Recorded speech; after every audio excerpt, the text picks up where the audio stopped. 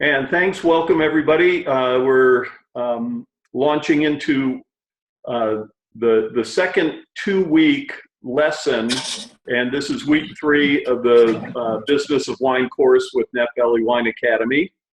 The new section of the Napa Valley Wine Academy website, course site, is open. And I've also just want to point out the forums are on the very front page of the course. You can see what the topics are and the conversations.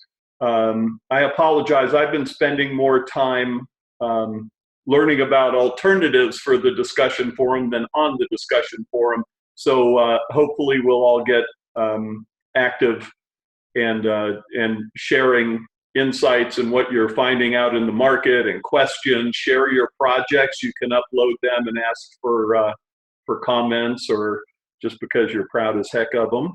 So to create a new topic is really easy. This should show up for you. And then the new week is going to be down at the bottom of the page, okay? So we've already done the weeks 1 and 2.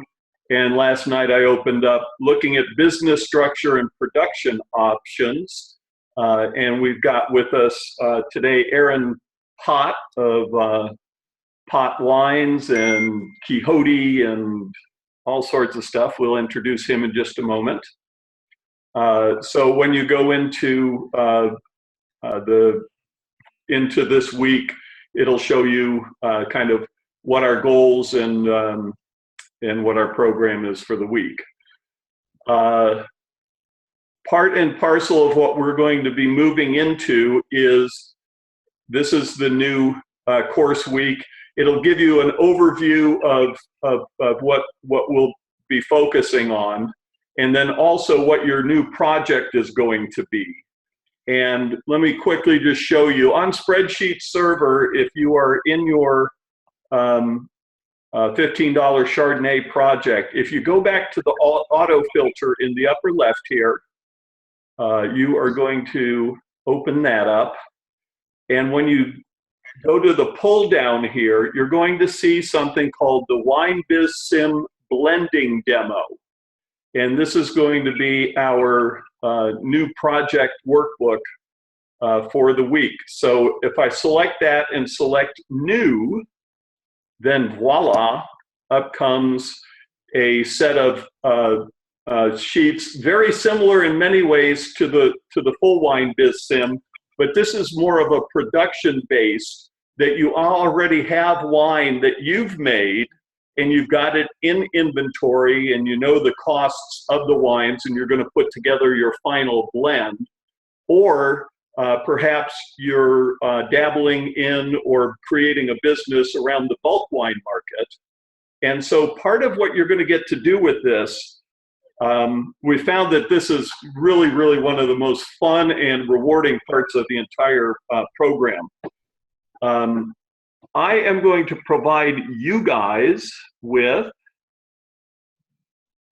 directions so that you can do a wine blending session and then input information from the bottle of each wine that you're going to mock up, the price per gallon of the product, and then you can conduct a blind tasting with whoever you assemble to do this with you, see which wine is picked for the best quality, and then look at the relative quality and the profitability of each of the models you create. All right. Now, I'll go into this in complete detail upcoming Monday. We'll record it and you'll have it available. But if you can, find some good measuring cups. Even better, some cheap or some good calibrated 100 ml or 1 liter columns. Collect about half a bottles, preferably with twist caps, because I'm also going to give you a set of labels that you're going to fill out that are pretty much what you might expect if you were working with a bulk wine winery. And we'll go through how then you're going to go to the store and purchase wines for your blending session, transfer them into bottles with labels and prices on them, do the wine blending, put the numbers into the wine biz sim, and voila, you're in the wine business, okay? And if you're really a go-getter, you can go to a winemaking store or any online winemaking thing. Not that anybody ever uses these things, but you may have heard of Mega Purple. There's all sorts of oak additives that no one ever uses. You can get different tannin treatments and so on and so forth to play with this process and during this 2-week part of the course. So I think you'll find it fun. And basically then what we do is as you're doing the blending, somebody take on the role of winemaking, marketing, sales, and finance, so you can argue about which is the best wine. Is it the bottom line, or is it the art of the winemaker? Not that Aaron's ever been involved in any argument like that. We'll have you set up and mock up the wines and the sample labels. Then you do the blending and input all the data into a couple of different wine biz sim models, or just simply run them, and then see which wine offers the best ratio of quality and profitability. And that will be an introduction to a very realistic look at the wine business. Okay? All right. The other thing is, a couple of people have asked about what kind of jobs are available at wineries. How do I get a better understanding of payrolls and costs of human resources? And I'm happy to say we also have a brand new wine biz sim resource that anybody that would like, again, go back into autofilter, go into the pull down menu, and you're going to see a winery personnel structure worksheet. And I select that, hit new, and I got to tell you, this is pretty trick. You can do a lot of research on different regions and different, pricing structure or salary structures and expectations. But fundamentally, you say, okay, we want to have our president, maybe I'm that president, then I want to make $200,000 a year. If I hit all my bonuses, I want a 20% bonus. If I want to actually put in my benefits and so on, depending on what that would be, I do that, and I can see that, this is what it's annually going to cost me. And then you can look at the types of positions typically in running a very large winery down to a very small winery, for operations, for sales, for marketing, for an HR department, finance, for IT, legal, and then other. So it's a really cool way for those of you who are interested in that. And if you're looking for your own job, you might even look through here and then do some more research on that end of it. Okay, any questions? Hey, Tim, this is Paul. One comment on that.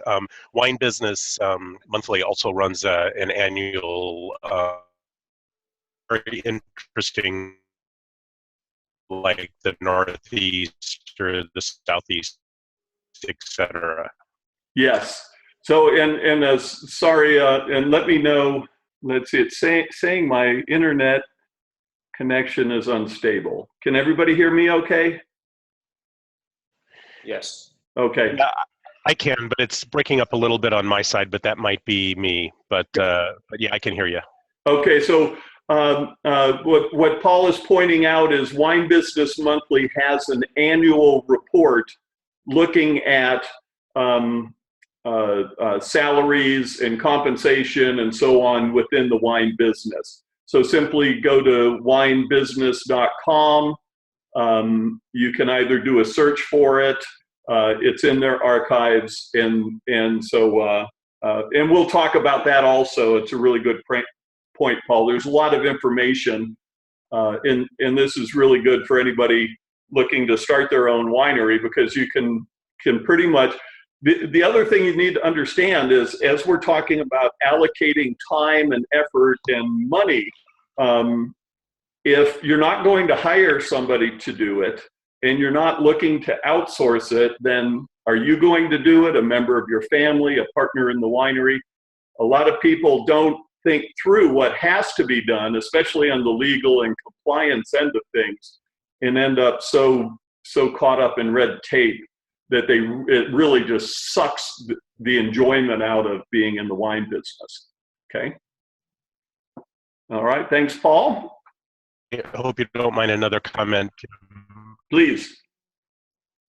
Is for me, if I'm looking at a business plan and trying to bootstrap a business, it's not so much the roles, but it's like, how many of those roles do you need, and do you really need,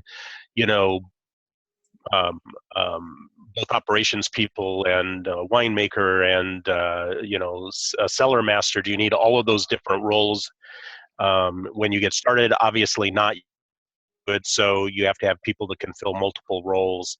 But it's just interesting, as you think about the business plan, what roles are absolutely critical and which roles do you fill in different ways, right?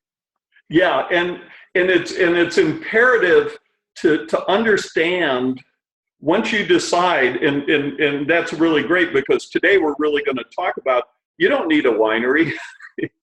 You don't need to be in the wine country.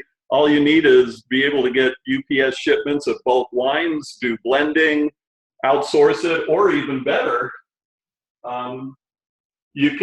there's a vibrant market of wines that are just like this. They've got a cork in them.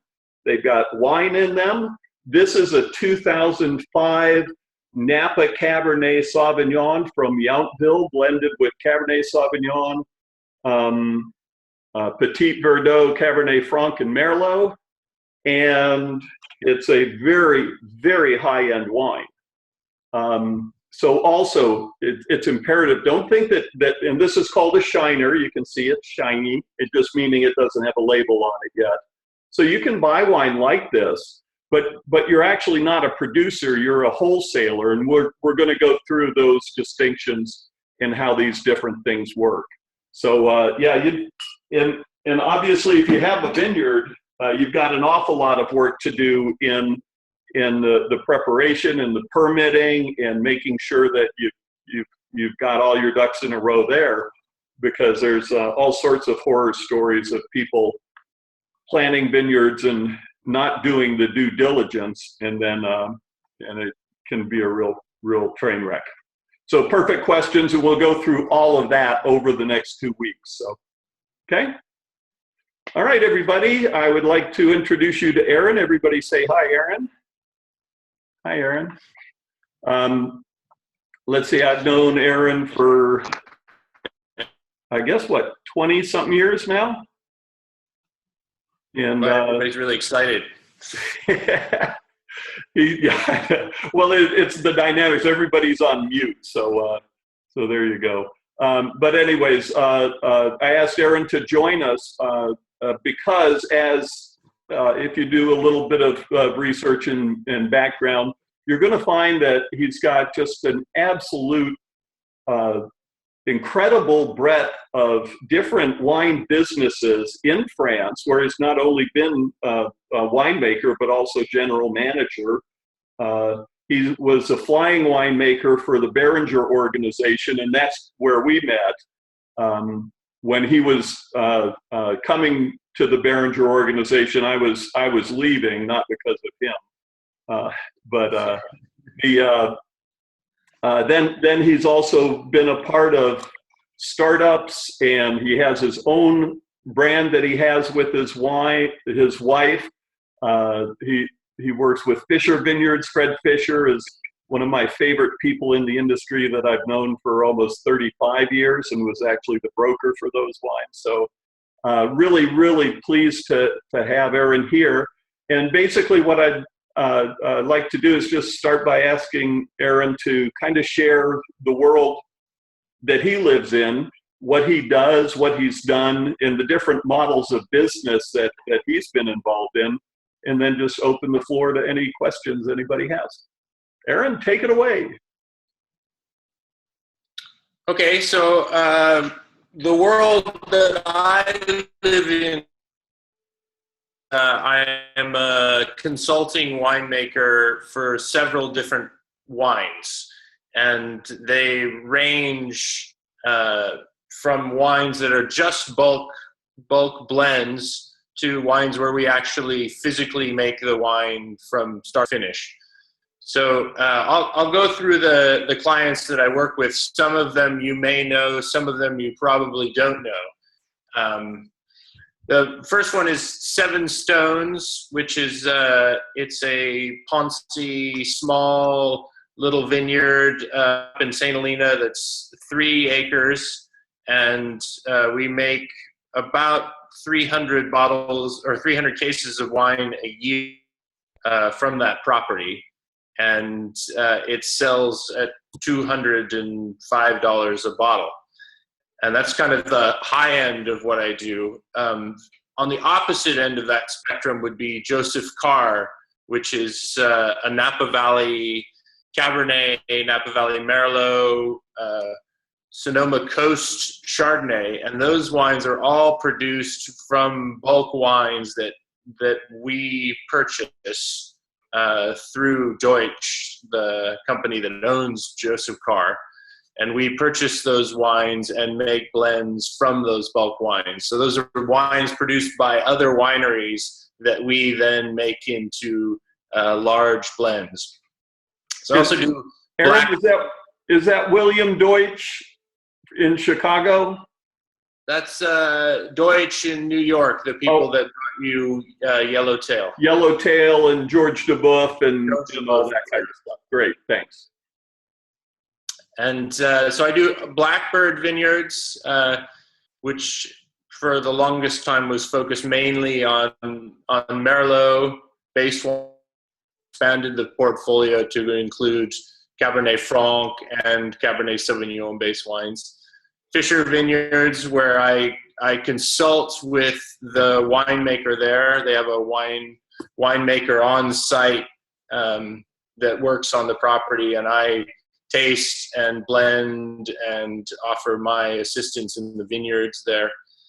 Quixote, where I make my own wines in Stag's Leap, and Quixote Winery, I consult with the winemaker here as well. I do St. Helena Winery, a small project in St. Helena called Adler Deutsch, a small project in Calistoga called Perlis. Danica Patrick, the race car driver, she has a vineyard just below Howell Mountain that we also do. Greer Vineyards in Rutherford. Emos, which is a project owned by the king of K-pop, the king of Korean pop, Mr. Lee. Martin Estate in Rutherford, and then a project for Carl Domaney, who used to own Stag's Leap Winery, called Como No. And then, of course, my own project, which is six different wines from single vineyards. So fairly simple. So and also to point out that you can manage ADHD in the wine industry. So it's kind of a benefit in the wine industry. Yeah, exactly. So then my wines are very simple. I own a vineyard on Mount Veeder, which supplies a few of those wines. And then I buy fruit from growers that I work with on other projects to make the other wines in my portfolio. And all those wines are made at Quixote, which I have a deal with the owners of Quixote to work for free and own winemaking space within the Quixote winery. So I have sort of my own cellar that joins the cellar that has all of my own materials in it, including processing materials. And how does that work? Do you do that under an alternating proprietorship kind of arrangement, or do you hold your own license there? Yeah, so it's an alternating proprietorship, and there's only Quixote and myself, and we have a separate bonded facility. Can you give a little background of kind of how that works and what that also might mean logistically, especially if you had a number of members in an alternating proprietorship? Yeah, so I mean, we work. A lot of the clients that I work with don't have a winemaking facility, so they work within this alternating proprietorship world, and I work mainly out of a alternating proprietorship facility, custom crush facility called Honeycut, that's north of St. Helena, and it's a facility that gives space, tank space essentially, to those clients. And so they bring in their fruit. The fruit can be processed in a number of different ways according to my desires. They can either have an alternating proprietorship there or a lesser impact deal, or it's called. That's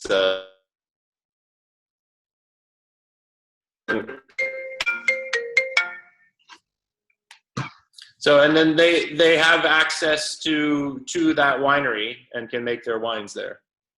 An alternating proprietorship means you sort of have to have a separate space for your wines to be made, separate specific space within the site. So you have to supply the TTB with plans of the winery and actually show where your individual winemaking space is. And as a quick word for everybody in the class, www.ttb.gov is the Tax and Trade Bureau website and has a wealth of information about each of these models, the licensings, the bonding, the permit requirements that you have to have. And so when you go into the new area for this week or this 2-week period of the class, there's links to that. And for anybody actually working on projects, again, call me if you need to go through specifically to find the information that might be relevant, or to discuss the various options available for production. What did you find as the primary difference between working in France, and I know you just got back from a trip, and kind of juxtaposed against how it all works in the US? Well, I mean, I think one thing that there's kind of a disconnect in the United States between the vineyard and the winery, which I've always been frustrated by. And I think it was said best by the viticulturalist Bob Steinhauer at Beringer when he asked, "What's the biggest pest in the vineyard?" And everyone had an idea of what they thought the biggest pest in the vineyard was, but Bob Steinhauer's answer was the winemaker. And I think in France you have a much greater connection between the people that are making the wines and the vineyards. In my experience in France, I was both in charge of making the wine and in charge of running the vineyard, and so it was a much more seamless idea, I think. And I think it makes more sense to wine quality to have that happen as well. Because a lot of the decisions we make in the vineyards can be detrimental to wine quality. And I think a lot of the decisions that are made by vineyardists in order to get what they want can be different from what. And I hope this puts a big exclamation point for everybody from day one when I've been talking about critical thinking. And you really, really have to get standing in the vineyard, running and managing that vineyard, and what your goals and objectives are in that vineyard are sometimes diametrically opposed to what the winemaking and what the production team are expecting. Everybody thinks that there's this, camaraderie, arm in arm. We're all working for the same good. And Bob Steinauer is one of my heroes in the industry, and I'm sure one of Aaron's, one of the smartest guys in the wine business. Yeah, very, very bright guy. Yeah, so it's really look to identify instances where this opposition occurs, and not only between the winemaker and the grower and the fruit source, but also with the CFO. You're saying, I need these new barrels, or I need these new capacities and so forth, and sorry, budget won't allow it. Those kind of things is very, very important. And then marketing screaming, give me a story. We've got to be able to sell this stuff. We've got to differentiate ourselves. What's that going to be? And unfortunately, the story isn't a crotchety old vineyard guy who thinks the winemaker's the biggest pest in the vineyard.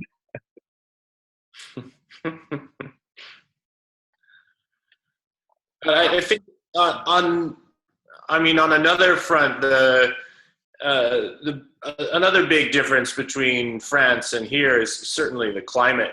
I mean, you can't talk about, especially Bordeaux, without talking about the climate. The maritime climate and in Bordeaux and the continental climate in Burgundy make it very difficult to produce wine. And I think the vintages here are much more even, and we have more consistently good years, whereas in France the vintage differences can be much greater.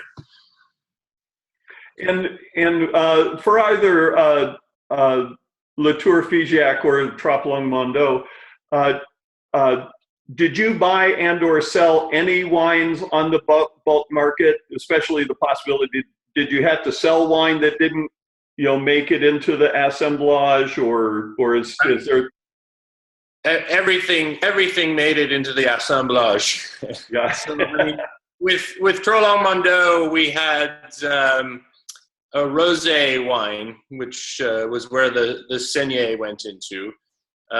We had a second wine, which is Mondot, where most of the things that didn't make the first wine went into. And then we had the top wine where everything else went into. And Latour Figeac was the same way. We had a top wine. Initially, when I arrived there was just one wine, and then we started creating a second wine. Got it. So, but they're, small properties. Troplong Mondot is quite big. It's 33 hectares. It's a large property for Saint-Emilion area. So that's a pretty good sized production, but it's all one site as well. So that's what, about 75 acres? Yeah. Got it. And everybody get that that's a big vineyard. And then how big was the White Hills vineyard Beringer had down in Santa Maria? 600 acres, as I recall. Actually, I think White Hills was 2,200. And it was part of then the 600 acres in Los Alamos, and then the Cat Canyon was another few hundred. So all told, that was, I think, about 4,000 acres under vine, just for Chardonnay primarily, with some Pinot Noir down in Santa Maria. Don't forget that Pinot Grigio as well. I bet Oh, that that's they're loving right. Yeah. In Steinauer Park. Do you remember Jerry? What was Jerry's last name from Meridian? Did you ever work with him? One of the winemakers. He was in. No. He I only worked with Chuck down there. What's that? I only worked with Chuck Ortman down there. Right. He was working. He was working under Chuck, but he had also done a stint in Bordeaux, and he was talking with the owners about reporting of sugar for chaptalization, and that the figures didn't add up to the legal requirements. And his owner kept saying, "But you're forgetting about tanks, blah blah blah." He goes, "But there are no tanks, blah blah." He says, "Yes, you're forgetting about them." And so there was this whole game going on about how they could do an end around about the legal requirements of adding sugar by inventing fictional capacity for the winery. It's pretty amazing. There's a lot of that.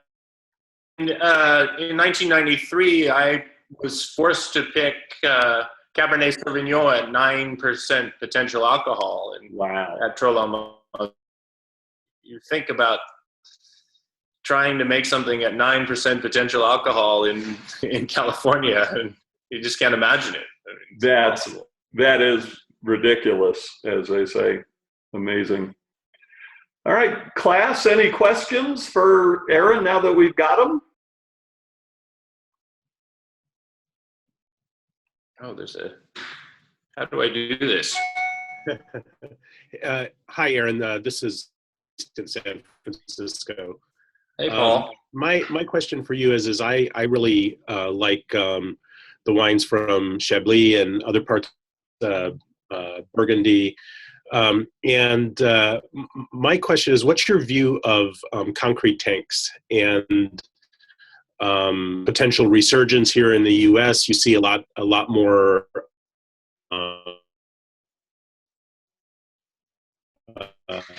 hundreds of years, maybe thousands of years, if you go back to the Romans, right?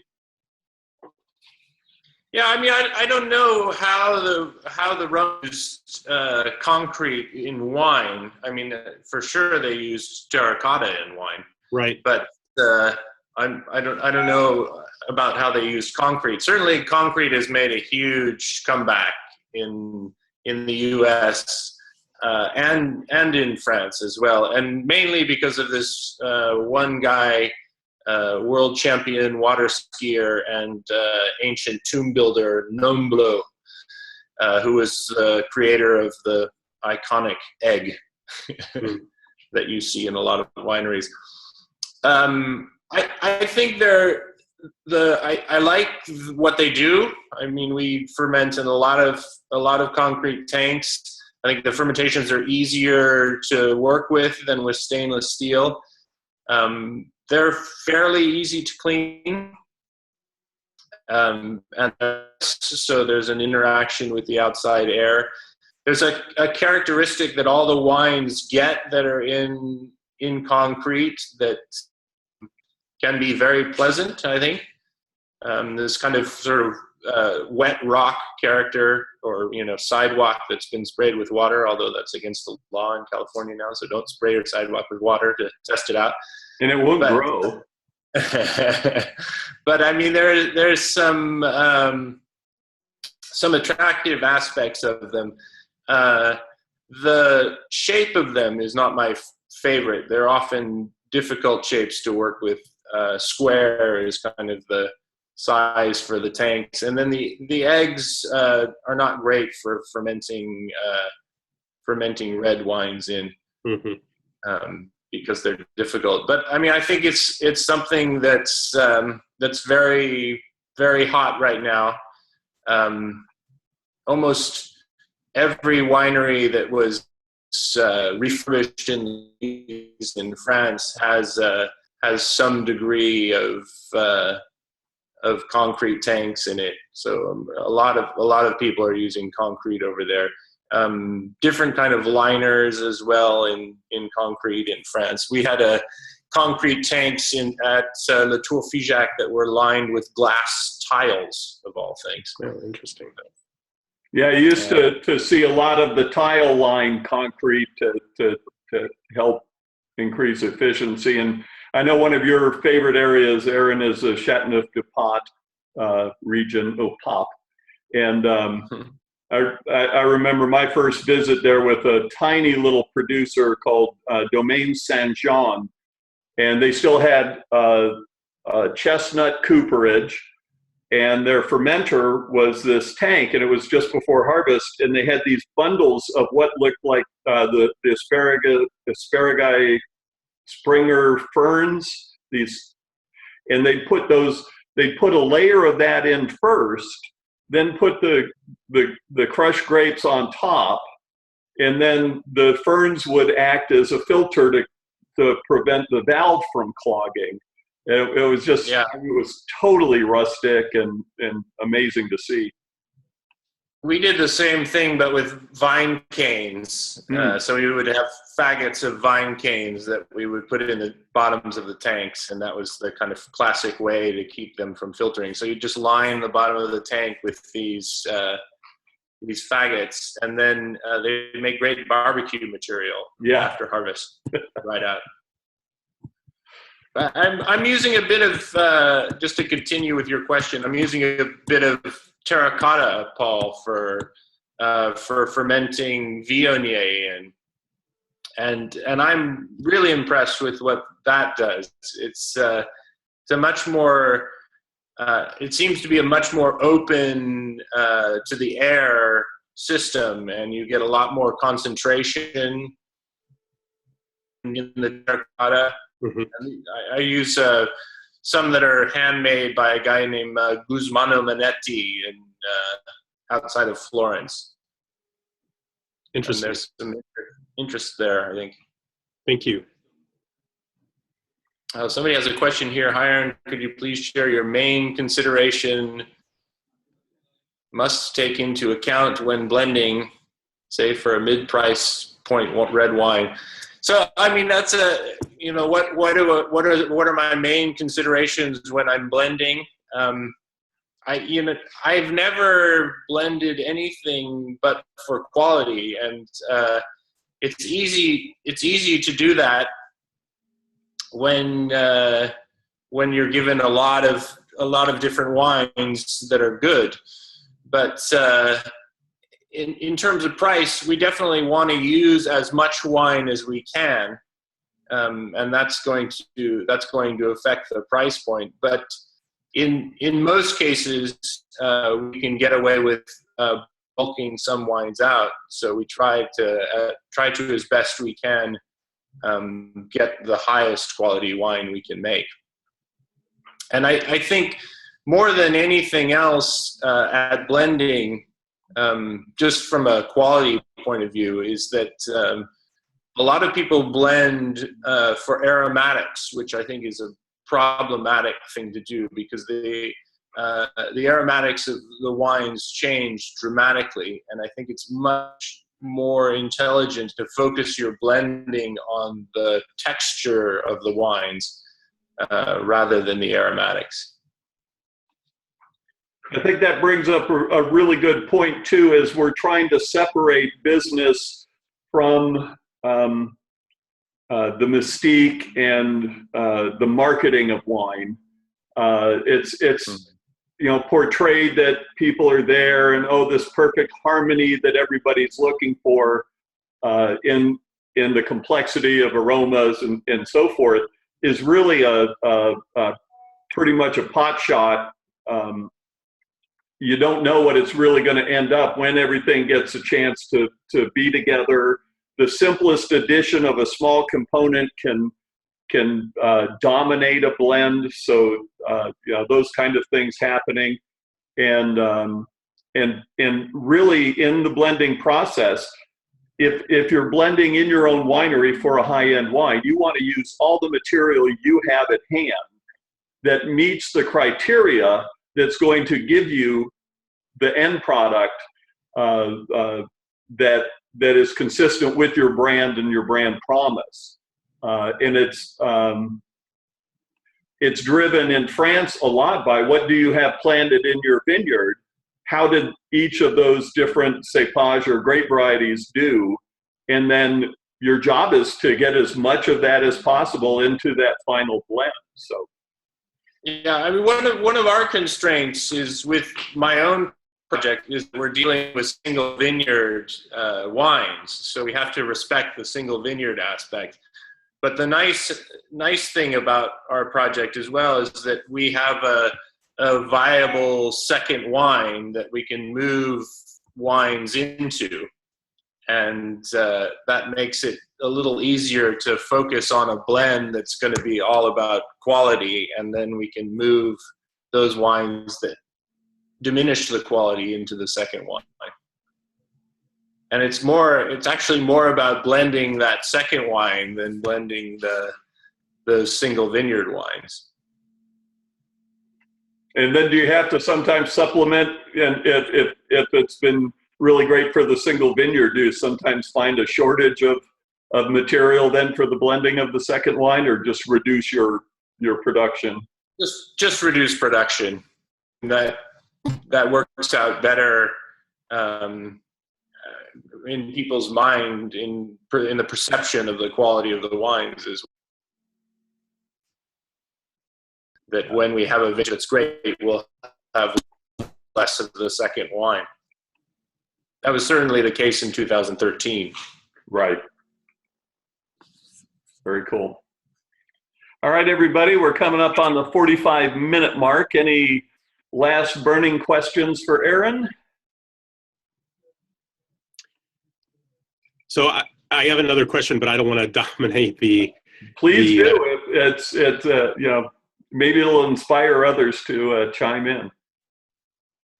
All right. So there it's sort of a two-part question. The first part is there's a lot of work being done on new varietals for combating Pierce's disease.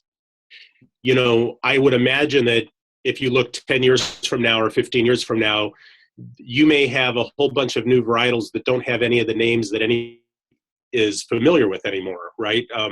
So what does that mean for the future of really U.S. production, where it's all varietal based, varietal naming on the bottle, which is not true in France? I mean, do you think that maybe 10 years from now or 15 years from now, it'll all be blend names or more like France or something, because nobody knows what the new varietal names are anymore because they're all brand new? Or am I sort of making up a fiction in my mind of what the future might look like? Well, I mean, certainly the Pierce's disease is a serious issue in Napa Valley, and it's kind of taken a back seat to the red blotch virus. But I think that maybe to say that we would only be planted on Pierce's disease resistant varietals in the future that's a long way off. Mm-hmm. I don't see that happening anytime soon. So, but yeah, that's it's something that may come. I mean, I think more likely what will happen, Paul, is that you'll see slight tweaks to the genetics of the clones as they are now, and you will still see Cabernet Sauvignon with a slight genetic tweak that will make it possible to resist Pierce's disease. And that's kind of the direction that a lot of geneticists are working in now, and unfortunately I think it's going to be the reality in a few years. Just wondering if you have something that's 97% Chardonnay and 3% something else, will you still to call it Chardonnay, or will it have to be called something else? I mean, that's kind of where my mind was going, right? Yeah, that's certainly the big debate, and I just chaired a conference about that in fall with a lot of great great geneticists as part of that, and nobody seemed to know the answer to that question. Interesting. So we'll see. And one of Thank you. there's work going on at University of Florida where they've got a capacity to do very fast, diverse replications of a single variety, and they were actually doing it with Chardonnay.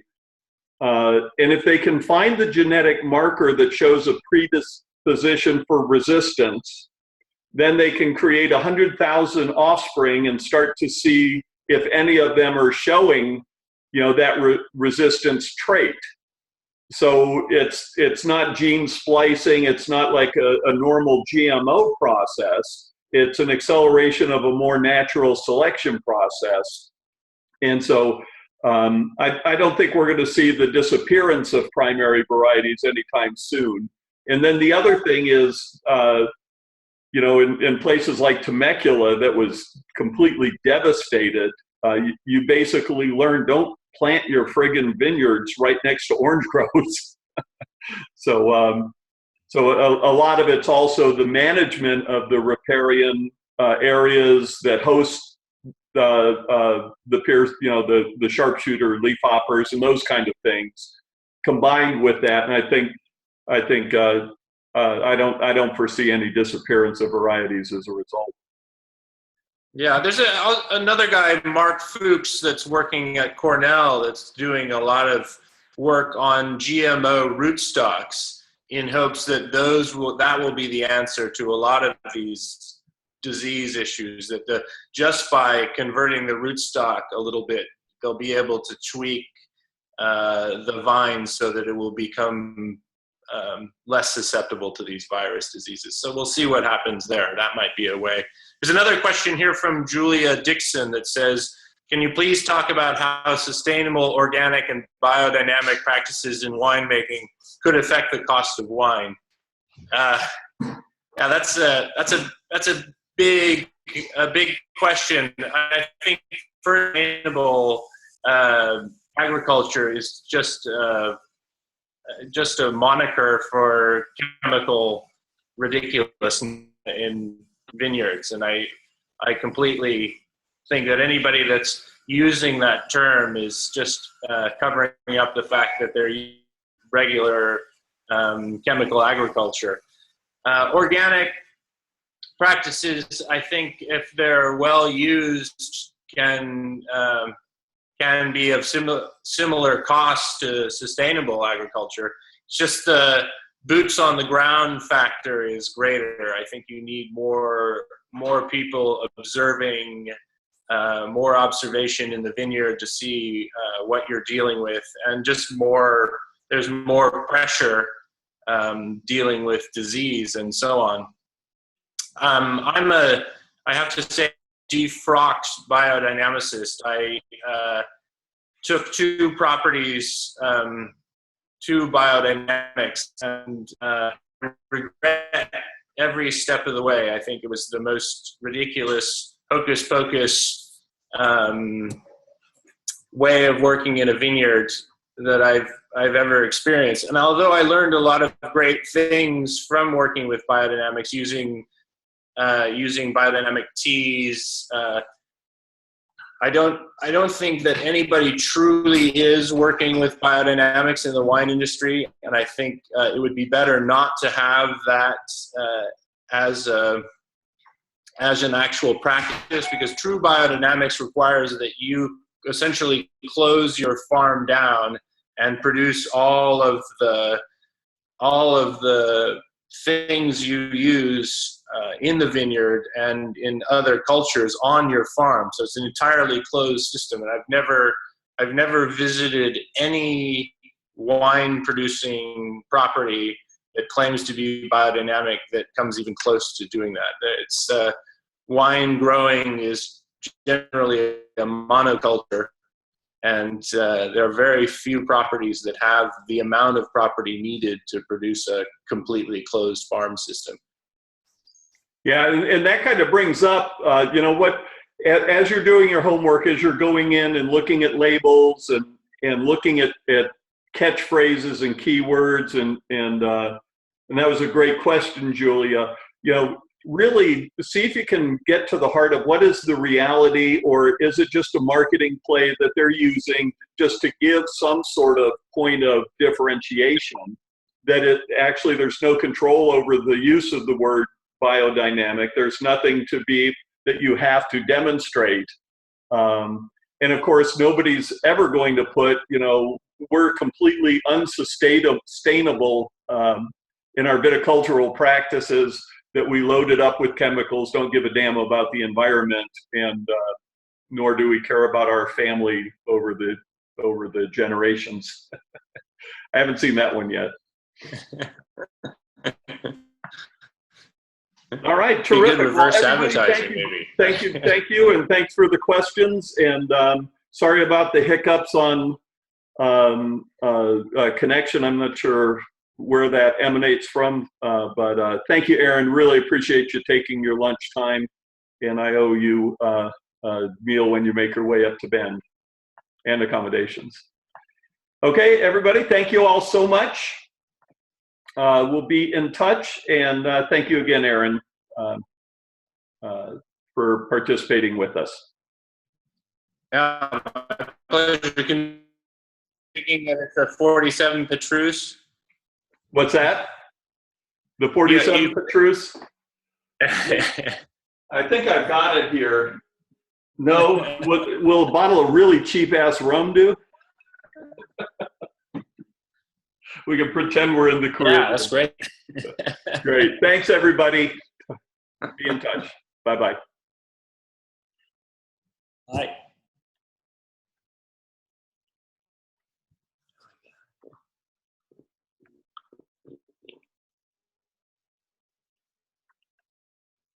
Oops. How do I?